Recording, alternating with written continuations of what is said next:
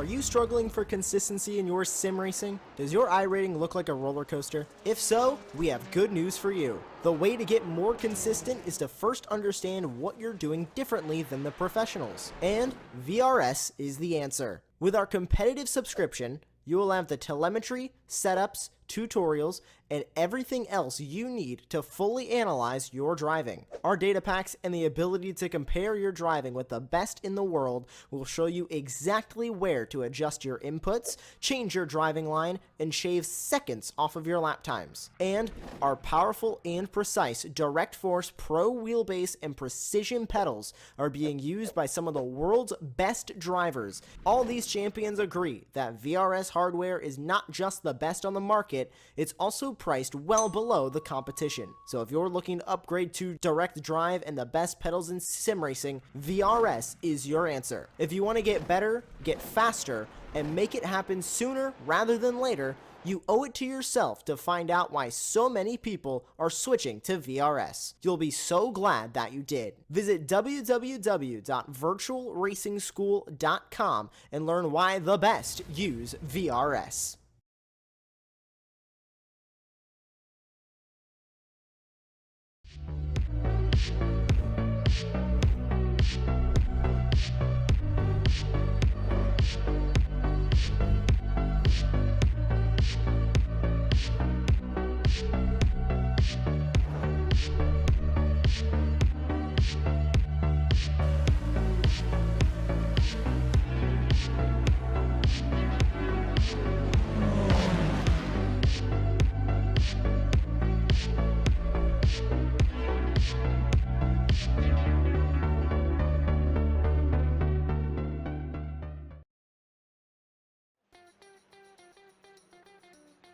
A new season brings with it all the excitement of a new standing sheet, a blank scoring table, and everything that comes with it. And this year, for the season, we have a new challenger coming into the mix in the form of the Mercedes-AMG GT4. Hello, everyone, and welcome to the iRacing Israel League here on Apex Racing TV. My name is DJ Clark, joined here in the commentary booth by Dane Beard with Sam Fitzpatrick behind the scenes as our director and producer. And Dane, I can't think of a better way to get things started here than at Watkins Glen, one of the homes of GT racing in America. This is going to set up for a fantastic season opener. Oh yeah, it absolutely is. We had a brilliant season that finished a couple of weeks ago in the TTR cars, and yeah, Watkins Glen, fantastic circuit, easily my favorite US circuit, maybe slightly ahead of Road Atlanta. Yeah, as US circuits go, Watkins Glen is definitely up there. Pretty new laser scan as well. That got updated a few months ago. So yeah, awesome circuit for them to start off with. Nice and wide, nice and cambered. Quite an easy circuit for them to get used to the GT4s, because we haven't driven the GT4s in the iRacing Israel League for what must be 2 years now. So yeah, a lot to get used to for the drivers coming from the front-wheel drive touring cars, but I'm very much looking forward to seeing what they can do for us here at Watkins. Yes, indeed. And as you said, this circuit did get that new laser scan here a couple of months ago on the iRacing service, taking away some of the track limits. Drivers are allowed to now run a little bit wider than you would normally expect running around the circuit. Also, some of the curbing has been updated. Watch out for coming up through the bus stop. Those curbs are very, very high and intense, and they can really catch drivers out. Currently, right now, out on track for qualifying as the drivers go at 27 degrees Celsius, 52% humidity in the air, and not a whole lot of wind to speak of, only about 3 kilometers per hour as it runs. So pretty ideal conditions for racing as we wait here, the Pro and the AM field getting together as they run.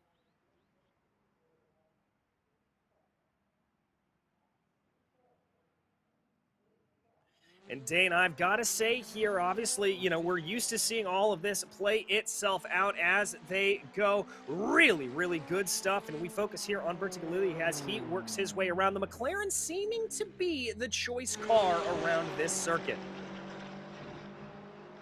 Yeah, it was obviously an interesting thing for us before the season started to figure out what cars are people going to pick, because obviously you've got plenty of choice with all the different GT4s. You've got the McLarens that we're seeing a lot of. You've got the Mercedes. You've the new Mercedes that just came out very recently, I believe. The Aston Martin that came out a couple months ago. And then you've got the original Porsche, which is where this series started back in the second season, which was the first real season. They had a small week-long season, and the Skippies moved on to GT4s. That was the first season that they had on the broadcast as well. So yeah, it's a very interesting mix of cars. And then obviously you've got the BMW there as well, the big BMW M4. So yeah, there's loads of choice for the drivers. And yeah, it is interesting to see how all the drivers are picking. McLaren, obviously, it's an interesting car. It is often quite quick. At the moment, I believe it is the fastest GT4. I say fastest, it's very slightly quicker than the rest, which is probably why we've seen a lot of them on the circuit at the moment. But it is an odd car to drive. It handles quite weird, in my opinion. I much prefer the Porsche. It's the first one that I drove. It's the one that I've stuck with in GT4 the entire time. But yeah, we've seen a lot of different cars out there. I think we have got at least one of each on the circuit as well, which is always good to see. Yes, it is, and you are correct, but right now it is Dorian leading the way as they run here, the number 69 in the Aston Martin on one of the newer GT4s to come onto the sim, and we've only got about 5 seconds left here in qualifying for drivers to finish up their laps, and that's going to set up for us here as they run a session here that is going to be 2 15-minute sessions, and then it will be back and around. There is your qualifying order. You can see Dorian Tabachek there up at the top, Harge Farron, and then Chaka, Isaac, Day, Malkov there behind them. A very, very good run for Isaac there, being able to put that AM car up into the top, running with the other pros. Looking down the order as things run there, Chico, Gross, Yaron, Maranzi, Sherling, and Meshalom rounding out your top 12. All of those pro drivers out on track. As we said, this is going to be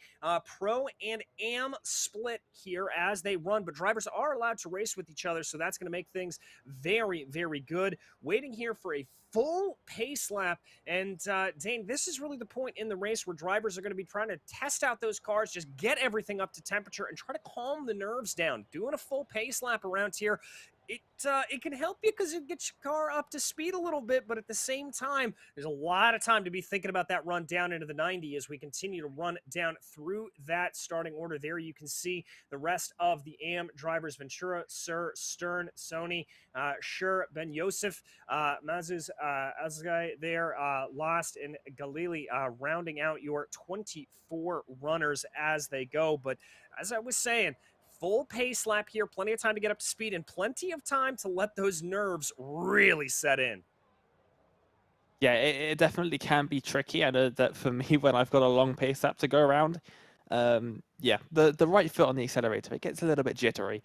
But yeah, once the green goes, yeah, that foot goes straight to the floor. And you don't have to worry about that again. Then it's the left foot on the brakes that starts to go haywire into turn 1. It's usually a cause of quite a lot of incidents.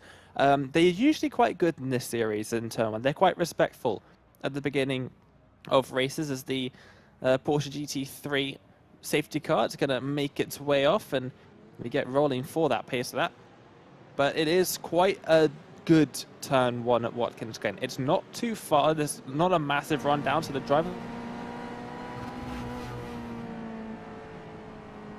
No, indeed, it is not too big of a run down into the corner, and indeed, it's a little bit of a mixed bag diving down into that corner. Yes, it is the first chance that you're really going to be able to get that overtake done, but at the same time, trying to get that move in there, you almost compromise yourself a little bit as you run into the corner. Really and truly, what you want to do is you certainly want to try to maybe get a little bit more of a straight line speed difference going down through the S is very, very crucial to try to get that as really the primary overtaking opportunity, probably going down into the bus stop, although we can see plenty of fight backs going down through the boot.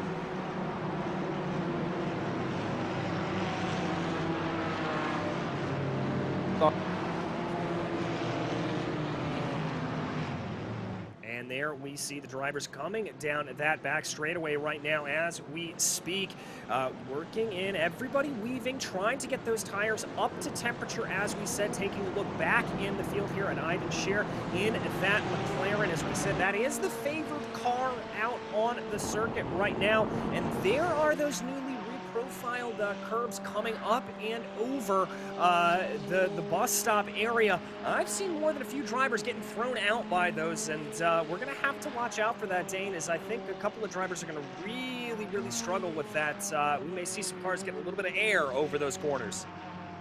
Yeah, watching the Watkins Glen 6 hour, the special event on iRacing, it was quite funny to watch some of the pro drivers absolutely launching it over the curves at the bus stop, and then to watch the real world 6 hours of the Glen on the weekend, and especially like the DPIs, those drivers were going nowhere near the curbs at all. They were staying well clear of them.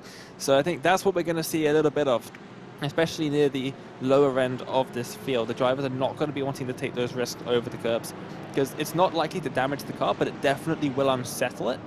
And once you unsettle the car through there, especially with the 3 changes of direction you've got to make, if you unsettle the car with the walls quite close as well, it can lead to disaster very quickly. Only a couple corners now until we get underway, and that's one of the corners in the background that is very easy to run wide, and that was always a problem in the old scan because it was grass. Now it's tarmac, and there's no 1x, there's no slowdown, so the drivers will probably be making good use of that here today as well.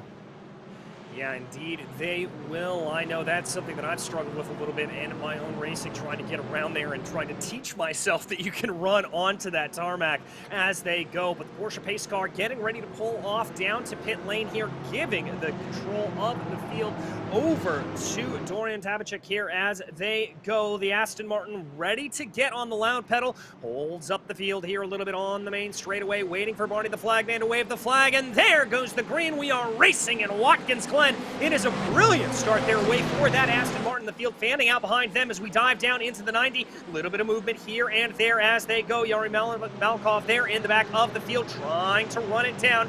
Looks like the first couple of rows are nice and clean through 3-4 wide as we work our way up into the S's for the first time. You've got to be a little bit careful here, making sure you don't get too squirrely coming up this tricky part of the track. Yeah, especially near the beginning of the race, the tires can be cold if you haven't been warming them up on the pace lap, and well, it's not really ideal stuff trying to make your way through there, especially not if you're going too wide. A lot of the drivers might not even have any experience going too wide through some of these parts of the course at all, as there's a little bit of a move being made in towards the bus stop chicane. They're going side by side a little bit further back as well. Huge gaggle of cars making their way now around the outer loop. Really long corner, nice and banked as well, so you can carry loads of speed, use all the exit right up against the wall. And now down into this very difficult part of the circuit, the boot. Very easy to get all of these corners wrong, and if you do, well, there is grass waiting for you, and that grass sends you on a one-way ticket straight to the wall on the outside. But actually, very impressed, because it looks like we made it completely clean through this first part of the race. Yes, indeed we have. We've got a little side-by-side battle here going on between Yaron and Gross as they dive down now into the corner. This is that one we were talking about as it runs a little bit wide. The Mercedes trying to carry some speed. That's a car off in front of them. I'm not entirely sure who that is as they run, but that's going to bottle everything up here going into turn 9. Such a tricky corner to get right. Little bit of a hip chuck there between the two McLarens. A little bit aggressive, making their way out of the boot and back onto the Cup circuit, and all the way off the circuit you can run there. Again, no 1x in sight. Make your way all the way around this final corner, get as close to that safer barrier on the exit as you dare, and now we'll see who gets a good run, making their way onto lap number 2. But it is, of course, Tabachek who is leading out in that Aston, followed by a heap of McLarens. Yes, indeed. 1, 2, 3, 4, 5 McLarens as they run. We've got a little bit of a problem in the back. That is Bakar having a problem for BHR Motorsports. The 277 off into the 90. And we saw Ben Josef there making very good use of the tarmac runoff that I was talking about on the outside of the corner to avoid something that happened at turn 1. It just didn't happen on lap 1. They managed to save all of their incidents for lap 2. See what happens here on the replay, and is there going to be a little bit of help? There is, but will actually help himself a little bit, Matty Bakar, unfortunately. And then, ooh, big contact there on the exit as one of the McLarens wasn't quite able to avoid the stricken Mercedes there.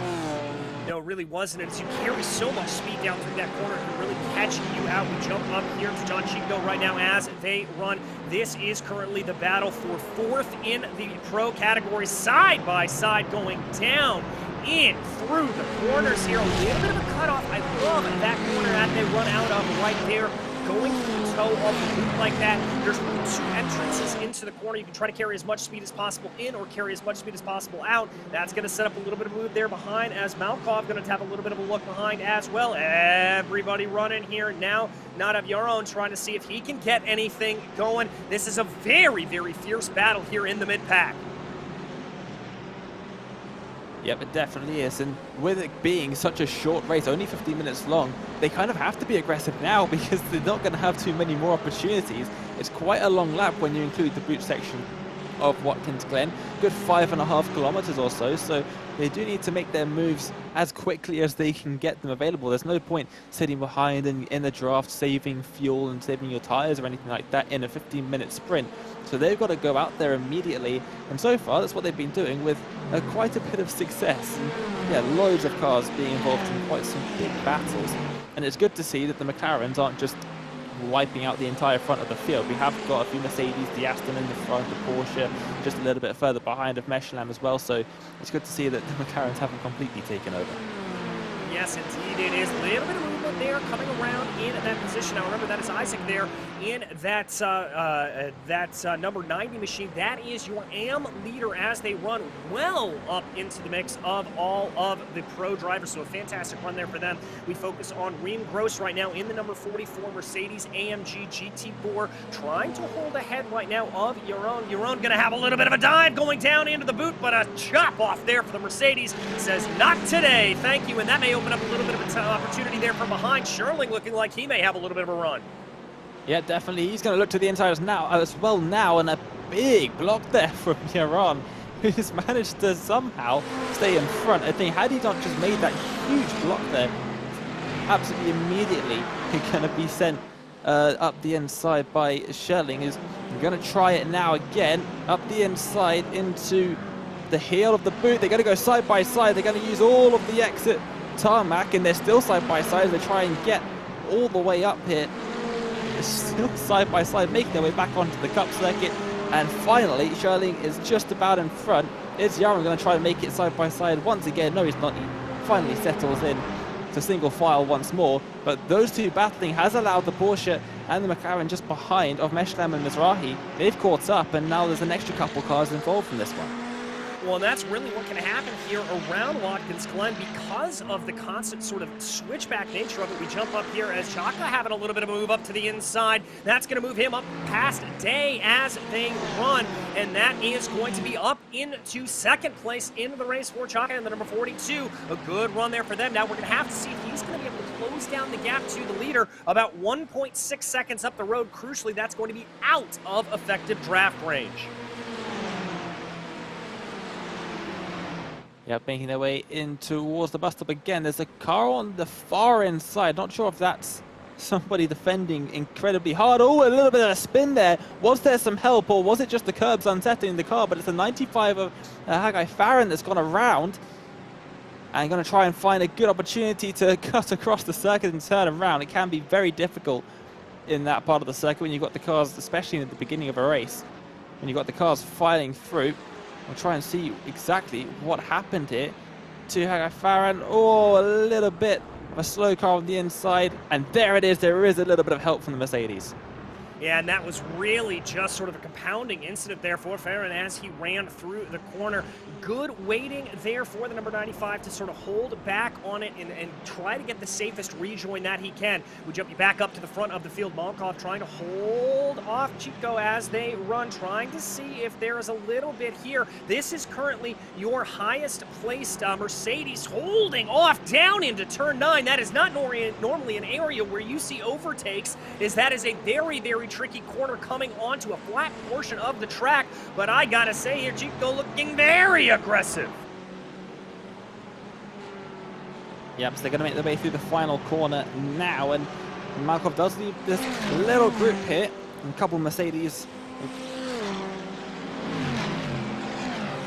Yeah, a couple of Mercedes, and here comes the move. Go to the... Yeah, down to the inside there, side by side, coming through the 90, and it's going to be a blast up the S's here as they run. Is there going to be a little bit of comeback here? Maybe, but it may be Gross that has the opportunity to be able to fight back there in the number 44. Watch for a little bit of the defensive moves as they run, coming this way and that. There comes the McLaren trying to get the fight back as they run. They're going to be side by side down into the bus stop, trying to see what it is, and they're going to stay single file. Oh my goodness, I didn't think that was going to sort itself out well. And now look out for, I believe that's Sherling trying to make a little bit of a move here on Gross. Yep, trying, but couldn't quite get a good enough exit. And they're going to make their way into the boot section now. And it looks like Yaron's going to try and make a move on Sherling, but Sherling had that one covered off. And yeah, they're definitely not afraid to make moves in this series. That's one thing that they definitely have going for them. They see a gap, they send it, and there are no exceptions to that rule at all. And I absolutely love it. We have got about 6 minutes left of this first race. And whilst it doesn't look like it's going to change too much up at the top, well, right here in the midfield, well, the middle of the top 10, they're really going for it, and a little bit wide of the McLaren in front, and that's all the invitation that Ream Gross needs to try and send it around the outside of the left-hander, rejoining the cup circuit. That's not going to work out quite as well as Ream would have hoped. No, I don't think so. He was looking for a little bit. Oh, we've got a car off in the back there. One of the BMWs, I believe that's Ben Yosef. No, excuse me, that's Ventura. They're having problems coming up over the hill. And we talked about a little bit earlier just how tricky that corner is if you're not pixel perfect. Getting the throttle down, so easy to spin those rears. Yep, and trying to figure out how to turn the car around eventually has just gone for the toe. Definitely the safest option. There for Ventura. As are they going to go side by side through the S's now? No, they're not, but this is Gross with a huge run. Actually bump drafting, it looks like. They were bump drafting through the S's. Yeah, I definitely wouldn't do that, but it seems to have worked out just fine for them. Definitely didn't want to lift off because you've got Sherling, and now they're all weaving, trying to find a position to make their way through the bus stop chicane. And oh, it's a massive slide from all the drivers trying to work out who's actually on the circuit. I think Sherling was the only one who managed to stay on it. I think he was as well. Everybody kind of taking their own lines going down through the bus stop. Here comes a big move, though, for the 200 there of Michael Sherling, trying to be able to get himself up and by Chico here as they run, but that McLaren up front continues to hold on. This is for 4th in pro right now. This mid-pack battle continues to be very, very electric. Waiting to see here if Sherling's going to be able to get a better run there out of the toe. All of them starting to wheel their way forward. It looks like they're dropping Gross ever so slightly, about 0.5 of a second behind. Looking down to the inside is Sherling. Is he going to send a move down into the heel of the boot? No! Cut off by Chico. That's just... Oh, there's a car around in the background. Who's that? Is it Rancioni? I think it might just... No, it's not. It's Yaron. Yaron in the background has spun at the heel of the boot. We'll try and figure out what exactly happened there. But I think something's happened to our race leader, Dorian Tabashnik, as well, because he's now under huge pressure from the driver in second position, Ruben Chachashvili. He's going to make his way up the inside and towards the first corner. He's going to make that move stick as well. A good opportunity for Tabashnik to try and make the position back up again, down this long straight in towards the chicane. But what's happened for Dorian? Because last I checked, he had a second lead. He did indeed. He must have had a little bit of an error coming through the final sector of the track, but as you said there, Dane, he is going to be on the loud pedal here, absolutely pushing his way forward, and he's going to get a nice helping of the trap over Chacha here, trying to see what he is able to do. Is he going to look down to the inside of the bus stop? No, he's going to hold it back. They ride over the curbs, taking as much as they can. Tabachnik now trying to see if he can get anything going through the outer loop, pushing that car as much as possible. Aston Martin versus McLaren going down into the boot section. We are now going to see if the number 42, that was a late dive! Oh, a little bit of contact being made as they make their way through the chute, and now along the top of the boot, they're still side by side. Huge lunge into the chute there. This is just about going to have to back out, but that came out of nowhere. Yeah, it really did. That was a late braking maneuver going down in there. Now looking this way, and that is they go down that little mini straightaway. And there you can see the time that was lost there by Tabachnik as they run. He's going to have a little look around the outside here in that number 40 or that number 69 Aston Martin. Tries to get the line up now going into turn 9. That's an aggressive maneuver. I can't believe he was able to stick it down to the inside. They're going to be side by side as they rejoin the Cup circuit. They have got to be incredibly careful here because they're going to have one more lap. And look who's trying to join the party. It's none other than R01-02. Not only previous season champion, I think he's champion of the series 3 times already. He's also 3-time Euro NASCAR champion.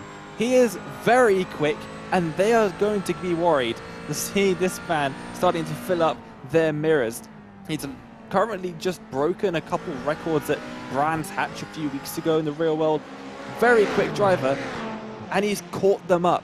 And that is very bad news for them. If they carry on battling like they did on the last lap, he is definitely going to get involved.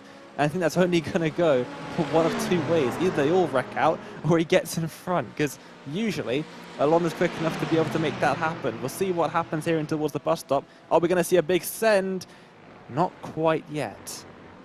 Tabachnik there thought about sending it down to the inside, but backed out of it. Choosing discretion is the better part of valor. Again, though, that Aston Martin being very, very close to the number 42 McLaren up in front of him. And R01-02 here just waiting to pick up the pieces as they run. Rider line for Tabachnik there going down into the chute. Let's see what they're going to be able to get as he gets a little bit of a better run there off of the corner. Going down into the heel, he's going to have to look around, going into the toe rather, he's going to have to look around the outside. Tries to carry momentum there in that Aston Martin. Doesn't look like he's going to be able to do it as they come back now. Cha-Cha holding on as they go, and here comes Day. Yep, he's seeing a move. He's seeing a gap. He's already up alongside, and he's going to be thinking about the race win now at this point, as the clock is going to tick past 15 minutes. This will be the final couple of corners of the race. Side by side, falls out second place. And I think Ruben Chachas really might just be going to be winning this race. And Tabachnik, it's all gone wrong for him. He's gone from first to third in a couple of laps, but Day caught up, and he made that move immediately. The second there was a gap, straight in there. Exactly, he saw the gap, he went for it, and Cha-Cha here coming now to the line, just kissing the wall on the outside, and checkered flag waves there for the number 42. That is victory for you, Ruben Cha-Cha, as they run. Day going to be able to come in behind with Tabachnik, and we've had a big off in the back. Bertie Galili there having a big problem from 8th in the AM category. Yep, he's lost the left front suspension there as well, so that was big contact with the wall or another car. And we'll see what happens on the last lap as well. So unfortunate with the timing of that in that 420 machine. And just take a look at Ido Isaac. He just managed to somehow pull 7-8 cars in the pro category between himself in first and Eden Scher in second place in the AM category. So huge drive for that AM driver. We'll see what happened to Galili here on the replay. Oh. Looks like he just carried too much speed coming down into the toe. That rear end not exactly wanting to comply and slipping on out. And looks like he jammed himself into the tire barriers here around Watkins Glen. Yep, he's got fully stuck, and that is so unfortunate to happen on the last 4 corners away from the end of the race too. I was looking in a decent position as well. So very unfortunate stuff there. As we wait for the last couple of drivers to end the race, here's where it gets interesting, because we've got a reverse grid for the second race of 10 cars. So those drivers right up at the front, they're going to have to make their way through 7 or 8 cars in front of them at the beginning of this second race. And that can throw a huge spanner in the works, because as we've seen time and time again, the drivers at the front tend not to be used to driving at the back. And that can make a couple of mistakes happen. Drivers in front being a little bit unpredictable. Quite often we'll see absolute chaos at the beginning of the second race with a reverse grid. Hopefully we don't get that today, but you can never count it out, especially here at Watkins. Exactly, and especially with his sort of unpredictable as it is going down into the 90 and then the draft up the S's going into the bus stop. There are your results for the first race. As we said, Chacha Day and Tabachnik there leading the way with Malkov and Isaac there in your top 5. Again, Ito Isaac with a fantastic run there for the AN category, really pulling that along. Chico Sherlin, Gross, Mazzara, and Masholam rounding out your top 10. Looking down into the AM category there, you can see Schur and Ben Yosef rounding out the top 3. And as you said, that 10-car invert here that is now going to come into play as we wait for these other drivers to grid and we run you through the rest of that order. That's really going to change things up. That's really going to put some impetus on the drivers up front, I think, that are starting in that finished in that 10th, 9th, 8th position, that they're really going to have to throw some elbows out, maybe get a little bit defensive, and those drivers coming in from behind that won the race as they run, that's going to make them be a little bit more aggressive. I think we could see a little bit of carnage here, Dane. Yeah, and the drivers that are starting this race near the front, that finished the last race near the end of the top 10, they're not slow. We've seen all of these drivers up at the front. In fact, I think we've seen every single driver, almost every single driver in the top 10 win a race in this series before. None of them are slouches. They are all very capable of holding their own on a racetrack, especially if they get put in such an advantageous position as Amir and Nira at the moment. They can definitely hold their own. So they're not pushovers. This will be a little bit of a challenge for the drivers behind them to get back in front of them as they did in the last race. And it'll be very interesting to see how the race start of this one goes, because we have seen in the past a couple of drivers, one very funny instance of a driver who'd never ever started a race on pole, let alone a rolling start, didn't actually know what to do. I don't think we're going to see that now, but it can cause some issues with drivers up near the front. We'll see how it goes. But yeah, we're going to see a very interesting second race here. First reverse grid of the season in the GT4s. We'll see what they can do. We'll see indeed. And, you know, as we said there, the most favored car in this session does appear to be that McLaren.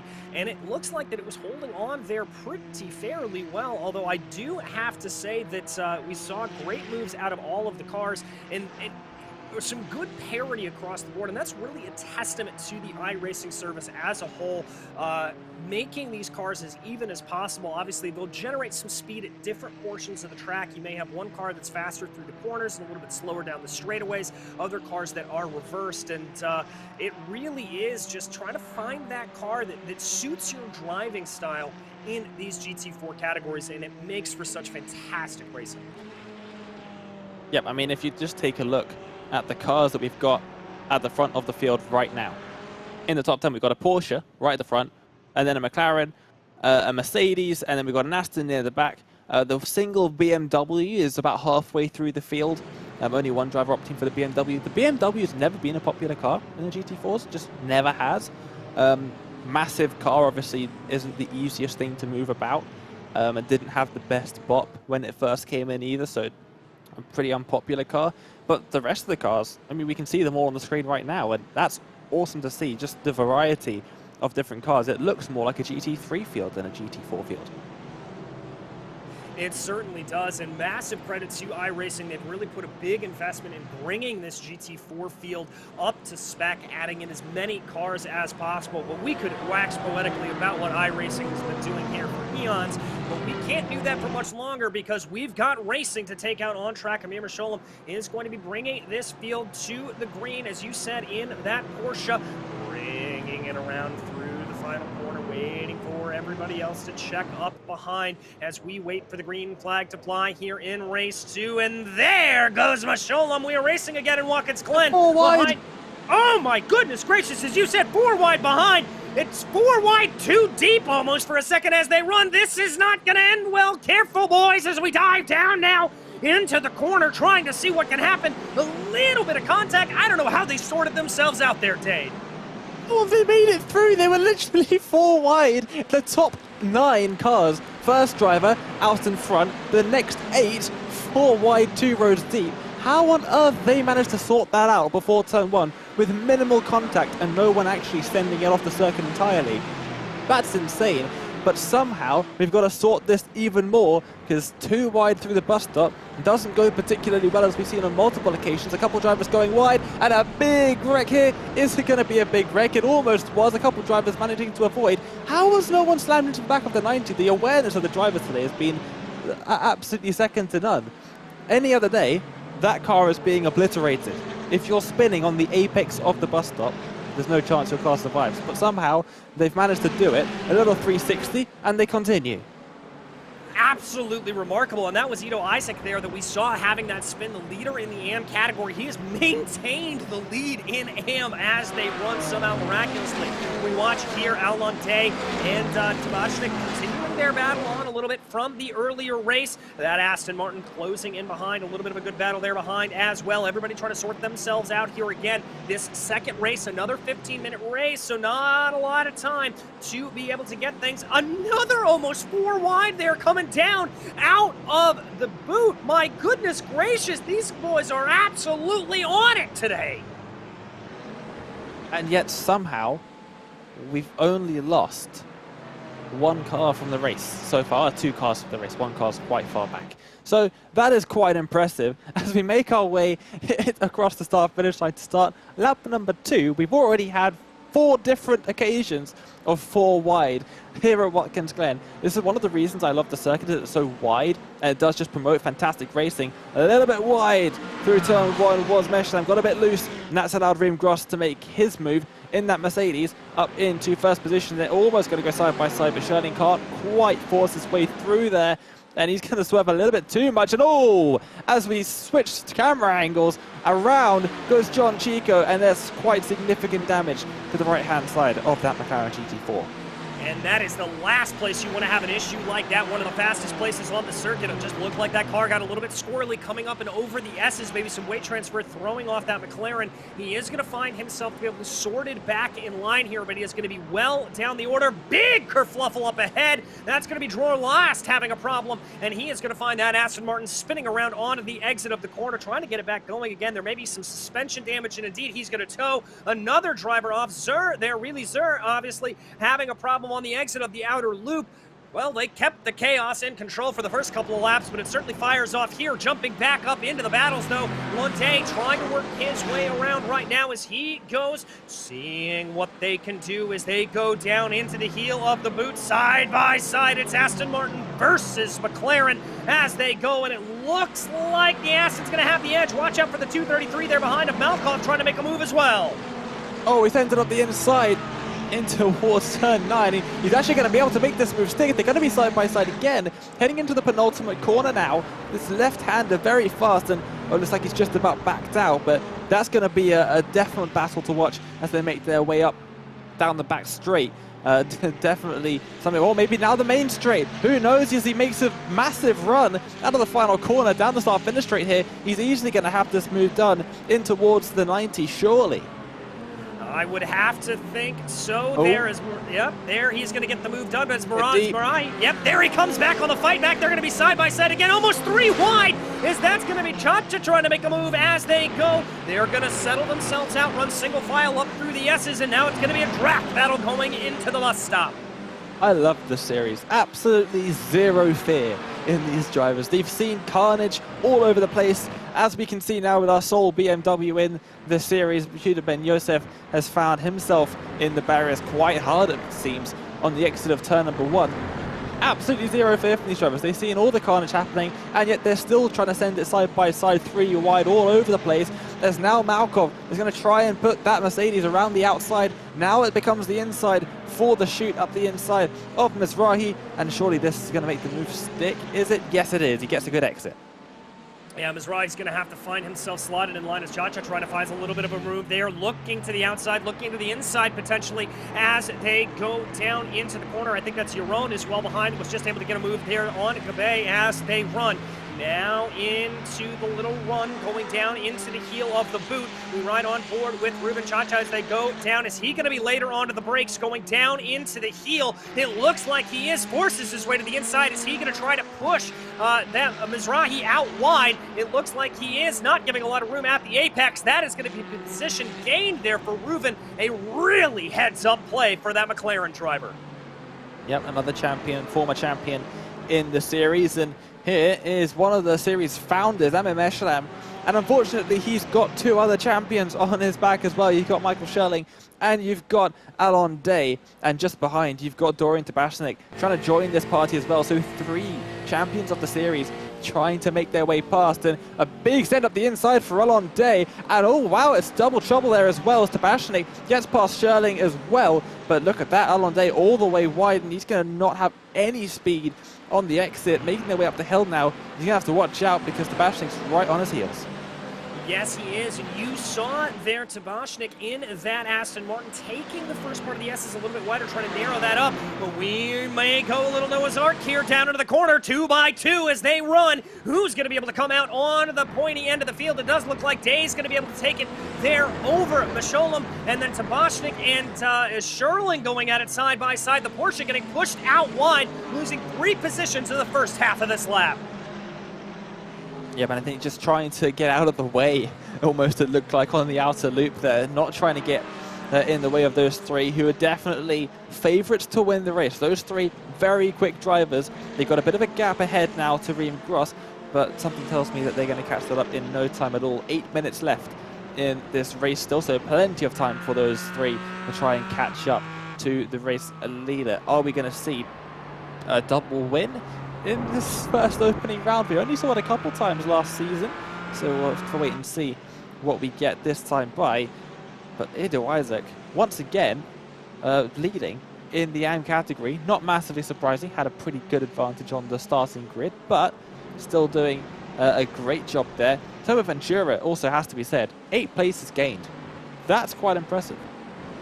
Very, very impressive. We watch Chacha going down now into the corner, trying to get the move done there on Misholem in that penultimate corner. We've seen a couple of moves fire off there, but it looks like that Ruben's going to have to wait another day as they come out on to the start-finish straightaway there.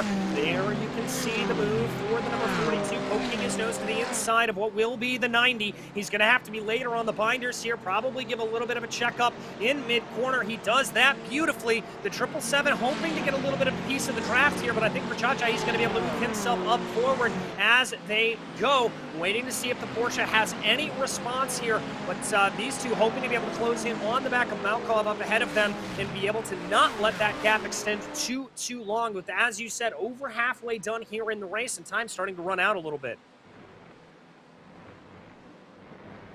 Yep, not a whole lot of time left, only about 6.5 minutes for the drivers to try and make any moves.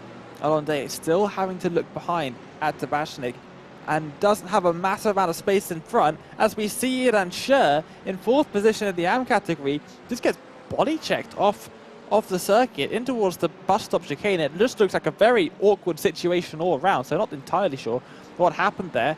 But meanwhile, looking up a little bit further to the front, and it's Malkov trying to go all the way around the outside of Scherling in that Mercedes, really sending that real beast of a car all the way around the outside, inside, wherever you can find space throughout the entire event so far. Yeah, he is, and the problem now is that Ruben Chacha there behind him is going to be trying to see if he can gain back in. This battling has allowed for that McLaren to be able to pull itself up ahead. Oh, that's a run off into the grass there for Malkov. Is that going to set him up for a little bit of a potential problem here? Looking for maybe a crossover to carry some more momentum as Chacha as they run. I'm amazed here that Malkov was able to stay that close behind Scherling despite that off.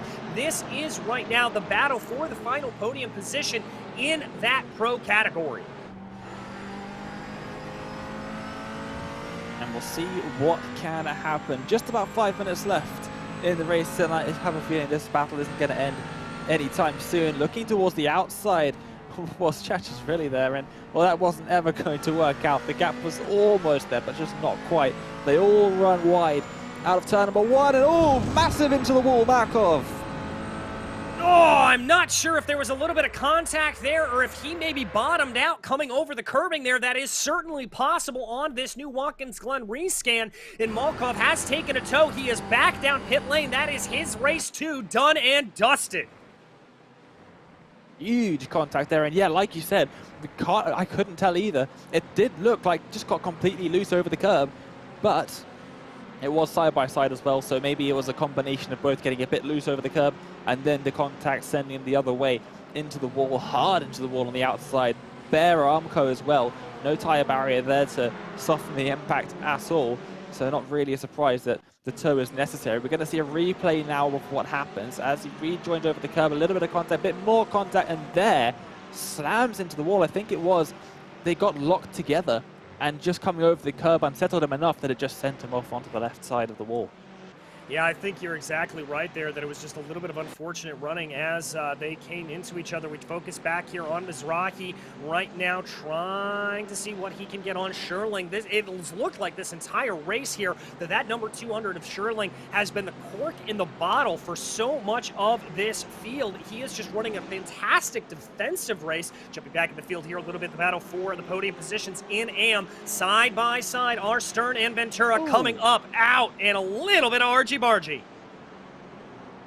Yeah, a little bit of a netcode saved them there, I think, as they almost morphed inside each other on my screen slightly. But they are having a massive battle here in the closing minutes of this race, of this first event of the season here at Watkins Glen. And this battle, a little bit further up the field, isn't going anywhere either. As the two McLarens, it's Hagai Farron and Mir Mizrahi battling earlier on. They're battling again. They're both catching up to Amir Meshlam in that Porsche. The Porsche doesn't seem to be doing too well in the straights. Seems to be lacking quite a bit there. And I think that, yeah, Ventura and Meshlam both suffering from that same issue. As opposed to the McLaren, which seems to have just infinite straight line speed.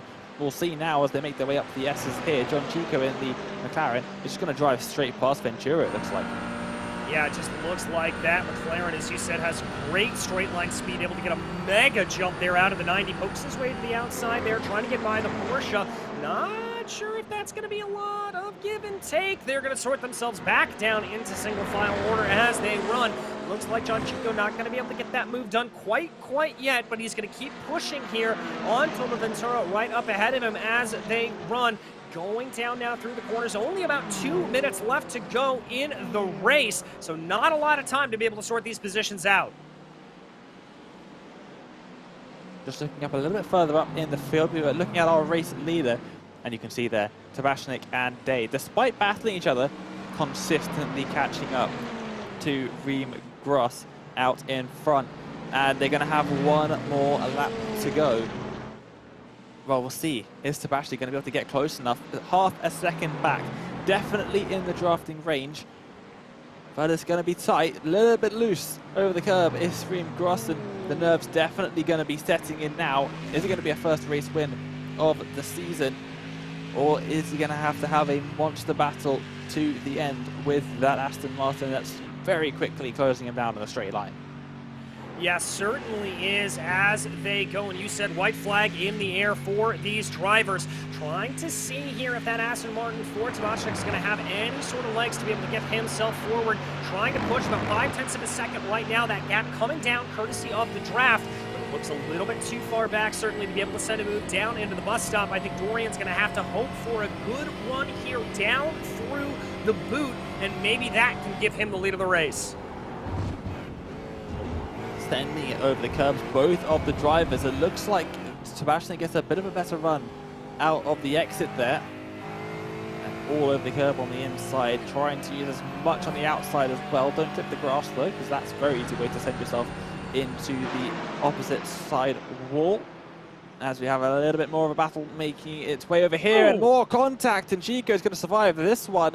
But maybe the driver on the inside, not so lucky. It is the driver in the Porsche. It is Ventura who has had to back out and give up that position to Stern as well. But these drivers back into single file again. But loads of drivers making contact here.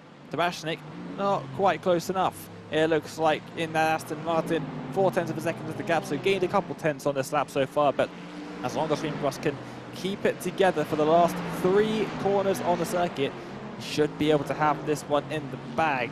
Very, very close, and probably filling up the mirrors is the Aston Martin behind. He's done a fantastic job keeping that pace steady for 15 minutes.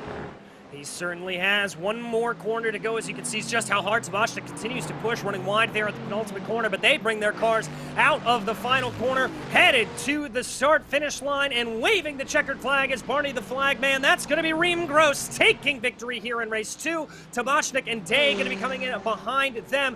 Looking back in the battles through the rest of the field, Amir Mashola falling down the order there, unfortunately, into 6th in class, and Ido Isaac with, once again, the recovery and the drive of a lifetime there to be able to claim a victory in the AM class. A spin at the end, it's a big contact! Huge contact. Ian Scher is into the pit lane almost. Just about manages to not cross that line, and awful rejoin, and he's upside down now as the 420 car. Oh, it's Galili. Galili on the final lap again, can't catch a break, and just slams into the McLaren that just pulled out in front of him. Drama on the last corner. Massive, massive drama. He's going to reverse over the there you go. line. Oh, he's not even going to make it. There it is. There you got it. There you got it. Trying to put a little bit of an Elwood Blues there on it and do a nice little J-turn coming across the line. And that is going to be Galili coming home in P9 overall. Let's jump back here and take a look at this replay. This was Tal Stern that had the issue to start everything off, I think, going down to the final corner. Looks like he just carried too much speed there, lost the rear, didn't hold the brakes, and that is what set off the whole kerfluffle. Yep, that is indeed. And then we just see the rejoin. Oh, that's awful. And the car just gets sent upside down, just stranded, sliding down the circuit upside down on its roof. And Galili just decides, you know what? I'm done with this. I'm not going to bother turning around. I'm just going to reverse all the way back. And then I'm not too sure why, but decided at the last second, or maybe I will turn around. I think he was just going for a good camera shot there at the end. That's my best guess as to what he did. But my goodness gracious, talk about a fantastic second race here out on the order. There is your finishing order as they run, with Ruven Chacha able to hold off and take the win over Alon Day. Dorian Tabachnik putting in a great run as well. Yari Malkov there, and Ido Isaac up into the leaders there. John Chico, Michael Sherling, Reem Gross, and Nir Mizrahi obviously falling down the order, as did Amir Masholam. Finishing out there, it's Gabby, Yaron Tassoni, Farron Sher, Ben Yosef, Marzes, Last, Hesed, and Azaleh, rounding out your top 20 as they run. But my goodness gracious, Dane, this is one of the better starts to the seasons I've seen. A lot of drama, a lot of good heads-up passing, and some really incredible running as they go. Some aggressive moves from drivers, setting up what is sure to be a fantastic season. Yeah, I would like to make a request to Sam Fitzpatrick. Can we see a replay of the start of this race? Because I want to understand how they managed to get 4 wide, 2 rows back before we even reached the start-finish line. Well, here is that replay of the start, and I have to agree with you there, Dane. This was absolutely ridiculous. A little bit of a check up there from the Porsche in front, and I think that's what really allowed everything. There it is! 4x2! Have you ever seen that? They didn't even reach the start-finish line yet. Like, what is that? And then here is the most impressive bit, especially in the back row on the left. How did they manage to actually make it through there without just complete carnage?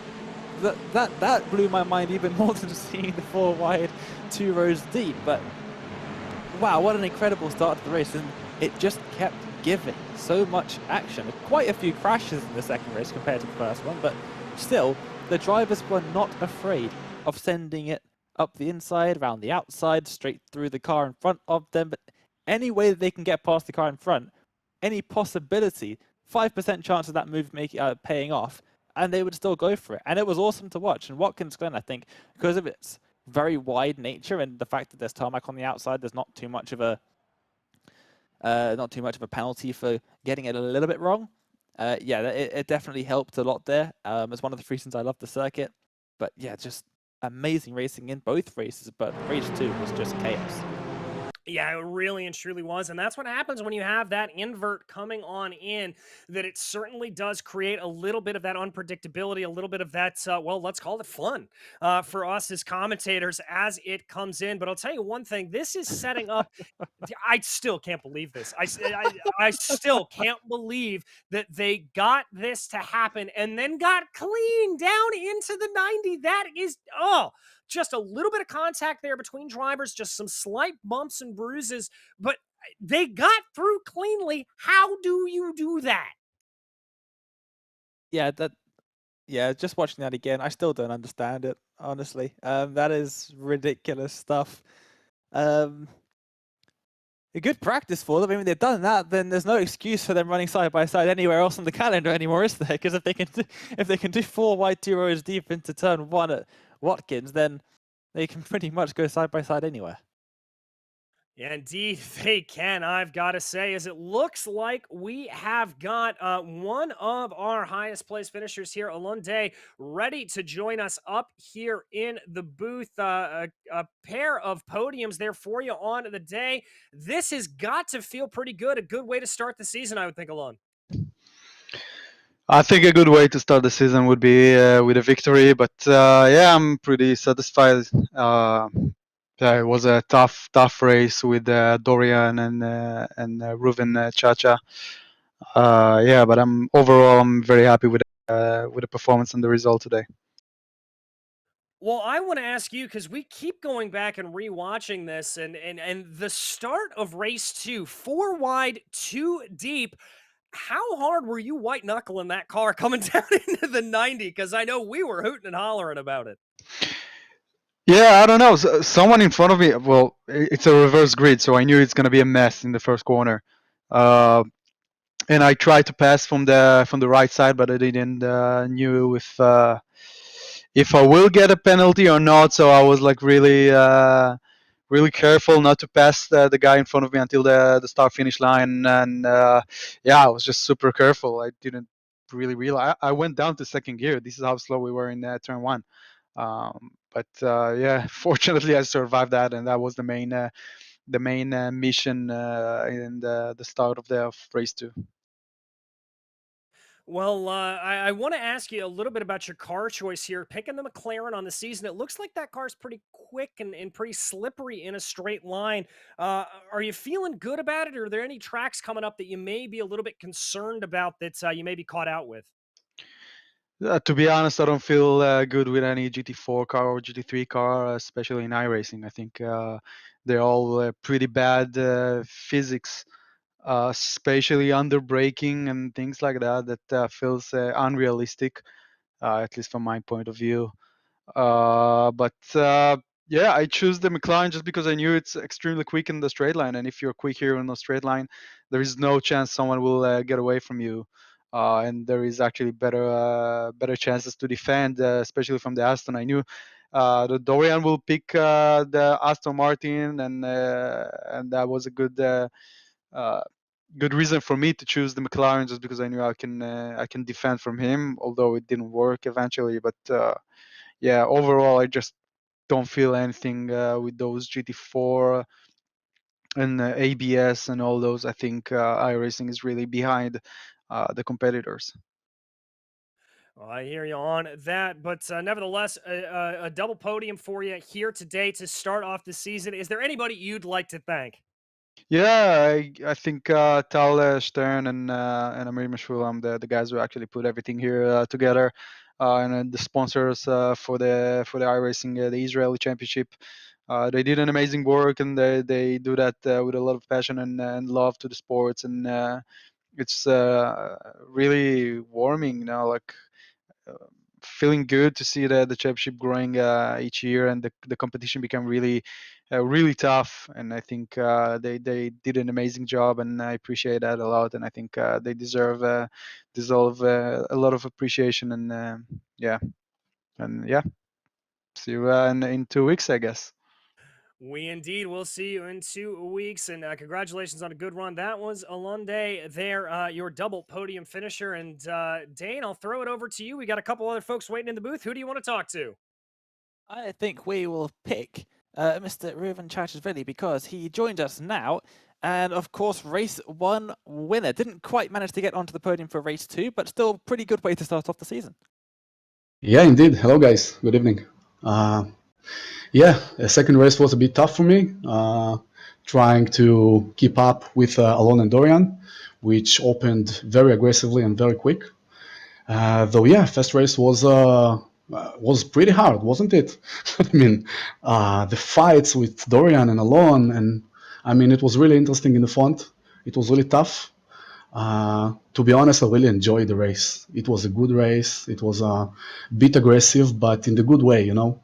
And yeah, you know, new season, new opening. Glad to finish first, at least in the first race. Yeah, and you didn't join us for you joined us for a first couple of rounds of the touring cars, I believe, but you weren't able to make it for a couple of the rounds near the end. GT4 is definitely much more your style. Yeah, indeed. Actually, I was really enjoying the TCLs also, but I was a bit short in time. I didn't manage to practice, and I didn't want to arrive to races without, you know, without practice or enough practice. I wanted to respect the others, which were practicing pretty much. So yeah, I decided to be prepared for the next season. And I'm glad that the GT4 was chosen. I actually voted for this car after the updates and the new cars, the McLaren, the Aston Martin, the new Mercedes. It became a pretty interesting season, isn't it? I really like it. Yeah, absolutely. And the next round in a couple of weeks' time, Canadian Tire Motorsports Park. I think we've had it on the calendar a couple times in the Israel League in the past. What are your thoughts on that circuit, the GT4s? That's going to be quite a challenge. Yeah, it's pretty challenging. Not my favorite kind of racetracks, but it is what it is. I guess I'll have to be more prepared as it's a pretty short track. The opportunities there are not enough for racing and for overtaking. I guess that the qualify will be determined on the hundreds and not the tenths. So it will require many practice and yeah, looking forward to it. Not my favorite racetrack, but it is what it is. We've got loads of really awesome American circuits. We've only got American circuits, and then obviously the Canadian, Yeah. Canadian Tire Motorsports Park. But yeah, it's a very interesting season up ahead of us. 5 rounds still to come, so plenty of time for you to increase your advantage. Because I believe you're going to be right near the front. Obviously, you will be after a race win in that first race. So congratulations for that. And we Thank you will very see much. a couple of weeks at Canadian Tire Motorsports Park. Before we let you go, anyone you'd like to give a shout out to? First, for the league managers, I mean, I'm very glad that we have a new season, new energies, and other than that, to Amir and Tal Stern that are taking care of all of it, all the participants, you guys, and I want to give a big shout out to Hagai from Simrace, which was helping me with practicing in the last few months, and is a really amazing coach for me. Well, thank you very much, and we will see you in a couple of weeks. See you. Good night, guys. And that was Ruben Chachashvili there, making his way up to the top step of the podium on that first race, just missing out on the podium in the second race, but still fantastic performance from him on his return to the series. Yeah, very fantastic run and a fantastic set of races that we had here today. And you heard Dane mention it there earlier. We will be back in 2 weeks' time to continue on this series as we head to Canadian Tire Motorsport Park. Qualifying going to be pretty important around there. But sadly for that, for today, that's about going to wrap things up for us here. So from all of us here at Apex Racing TV, we would like to thank you for joining us here for the iRacing Israel League. My name is DJ Clark, and on behalf of Dane Baird and Sam Fitzpatrick, we have been honored to be joining you here today. And until we see you out on the track, thanks for watching. Grade 2 direct drive and the best pedals in sim racing, VRS is your answer. If you want to get better, get faster, and make it happen sooner rather than later, you owe it to yourself to find out why so many people are switching to VRS. You'll be so glad that you did. Visit Are you struggling for consistency in your sim racing? Does your iRating look like a roller coaster? If so, we have good news for you. The way to get more consistent is to first understand what you're doing differently than the professionals. And VRS is the answer. With our competitive subscription, you will have the telemetry, setups, tutorials, and everything else you need to fully analyze your driving. Our data packs and the ability to compare your driving with the best in the world will show you exactly where to adjust your inputs, change your driving line, and shave seconds off of your lap times. And our powerful and precise Direct Force Pro wheelbase and precision pedals